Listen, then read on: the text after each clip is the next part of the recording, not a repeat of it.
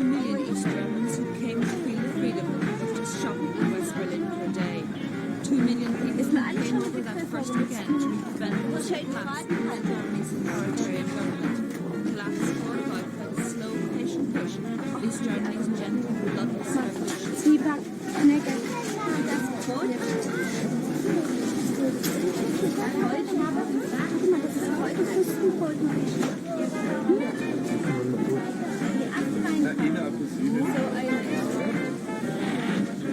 Das Feinste vom Feinsten. Es gibt Sachen, die habe ich bis heute noch nie gekannt. A powerful movement for change gathered momentum here in the city of Leipzig, a city that's falling apart. The country, despite being the wealthiest in the Eastern Bloc, has major financial problems. There are no tools or workers to maintain the crumbling facades of houses which haven't been repaired since the war. Any resources there were brought here to the city of East Berlin. Erich Honecker's communist government was building a shop window for the West. The great shining lights of East Berlin were to be the rich face of successful communism. For over 5 years, billions of pounds was poured into East Berlin, while towns like Leipzig and Dresden crumbled. Small political groups began meeting in these cities to talk about the decay around them, to talk about what was happening in the Soviet Union, to talk about this man called Gorbachev. Nothing startling and nothing very revolutionary, except that since 1946, the only political talking anybody ever did was at the local Communist Party meeting.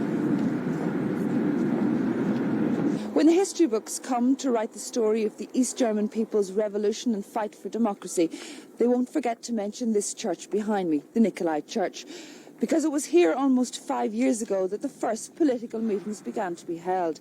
They were held here because it was forbidden to meet anywhere else. Over the years, the numbers attending those meetings grew, and just over 2 months ago, on the 4th of September, a West German television crew came to film the events that were happening here. That film was shown all over Germany, and the following week thousands of people came to the Nikolai Church in Leipzig, and that was the start of a movement that swept the country. The rest is history. 500,000 people were at this march in East Berlin. Over the next 15 days, the government stumbled and the Berlin Wall fell. After 28 years, the door was open. But this East German guard chose not to wait. He ran to the west as the wall went up on the 13th of August, 1961.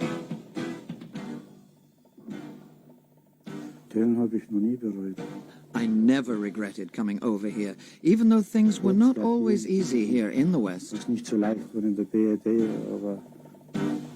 For others, it was too late to even try, but some did.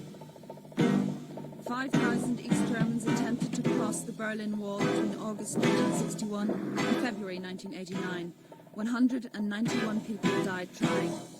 It's estimated that another 500 tunneled their way out of East Berlin. 5 young East Germans drove through the border under fire from the border guards. They poured cement into the panels of their homemade tank, and no one was injured. A young East German engineer built his own flying machine and came out of Czechoslovakia. A family of 4 escaped using this balloon. In 1963, John F. Kennedy came to the wall. He told the West, "Ich bin ein Berliner," I am a Berliner, and the crowd went wild. Ronald Reagan tried again in 1987, but somehow it didn't have the same impact. Mr. Gorbachev, open this gate.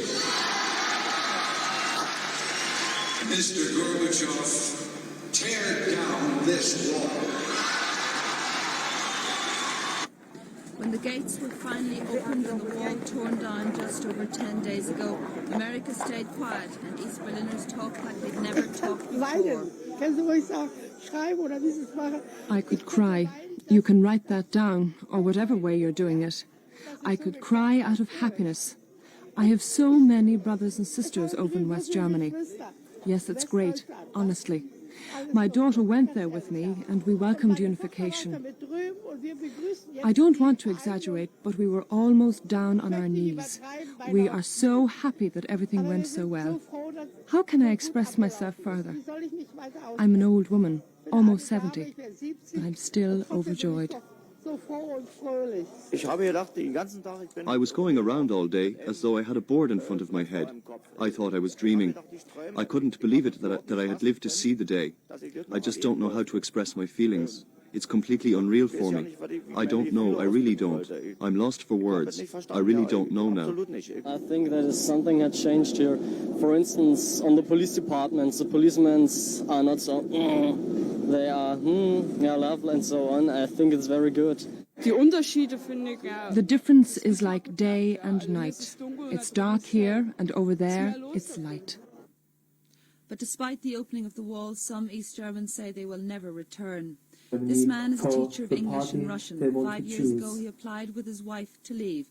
He says he will never go back. Never forever, but for visiting, to meet our friends, of course, but never. I can't imagine to live there. Winfried Mies, also a teacher of Russian and English, says he will stay now that the wall has gone, but it had become almost unbearable. We stood on Brandenburg Gate, we looked over, and I saw people looking from there, over there, or when these big buses came through, they were looking at us like apes, among apes in the cage, yeah, taking photographs and leaving again. Said, oh, poor East Germans, we must help them, and then they went off, yeah. But already some of these Germans who left in the mass exodus have decided to come home. Karl-Heinz Hörner says he went on the spur of the moment. He went when he heard there was a way out. He got work in northern Germany but came home because he says he felt out of place there. I was happy with my job. It's just that my colleagues were asking me all the time if I thought it was right that so many of my people were coming over to the West. They were saying, okay, you wanted your freedom, now you've got it. What are you going to do? Of course, the money wasn't there to really enjoy that freedom. Then I telephoned my wife and she told me that at the moment she didn't want to follow me over, that an awful lot had changed. I was always watching television and I saw what was happening at home. I was excited. I was longing to be at home and to go along to the demonstrations, so I came back.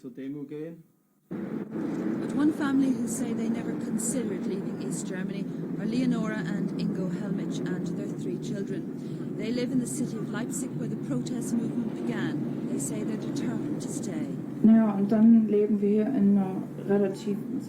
We have our relatives and friends here. We have our roots in this place. And there's good social benefits here, which is important when you have 3 little children. Because of that, it's easier to live in East Germany rather than in any of the Western countries. It's difficult to find a job when you have 3 small children. But here they go to kindergarten, which is practically free. Well, we pay a few marks. One of the reasons that so many people have left is that they have illusions about the Western countries. Most people think if they change country, they'll have a better life. We have this big flat which we can pay for without great effort. And we have enough money to lead a normal life without any great pretensions. There's enough for the basics. And now we can even travel. But thousands of East Germans were not happy with just the basics. 225,000 have already left this year. There are shortages of nurses and teachers in the kindergartens, and in shops like this state bookstore in East Berlin, they just can't get enough staff. The future of East Germany, her people, and the question of reunification with the West is on the agenda now at top-level gatherings. But for East Germans, it isn't an issue. It's not possible to change our system completely, and I wouldn't want that to happen either. I think that both socialism and capitalism should stay in existence, because I think in a certain way they control each other. And that's why I think reunification is not on the agenda at the moment.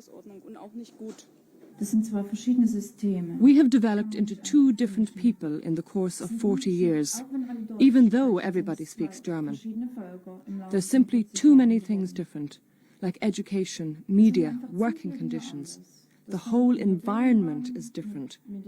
And if we had unity, it would be unity under the West German system, and we'd get the bad sides of capitalism. Many people here don't want that.